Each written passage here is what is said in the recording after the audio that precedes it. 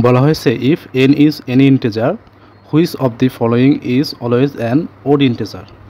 অর্থাৎ যদি n is any integer, n যে কোনো পূর্ণ সংখ্যা হয়, which of the following is always an odd integer, তাহলে নিচের কোনটি সর্বদাই বিজোড় সংখ্যা হবে, অর্থাৎ বিজোড় পূর্ণ সংখ্যা হবে।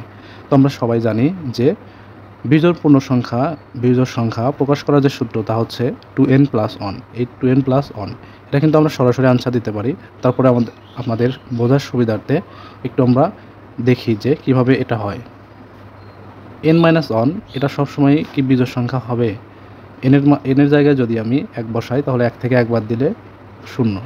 এর জায়গায় 2 বসালে 2 থেকে 1 বাদ দিলে 1। আমরা কিন্তু বিজোড় সংখ্যা পেলাম। কিন্তু যখন এর মান 3 বসাবো, 3 থেকে কিন্তু 1 বাদ দিলে তখন আর বিজোড় সংখ্যা পাবো না, অর্থাৎ 3 থেকে 1 বাদ দিলে 2 হবে, তখন জোড় সংখ্যা হবে। তাহলে আমার এটা অ্যান্সার হবে না।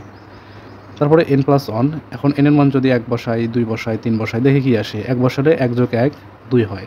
তা প্রথমে কিন্তু আমার জোড় সংখ্যা চলে আসলো, তাহলে এই অপশনটা টেস্ট করার আর দরকার নেই।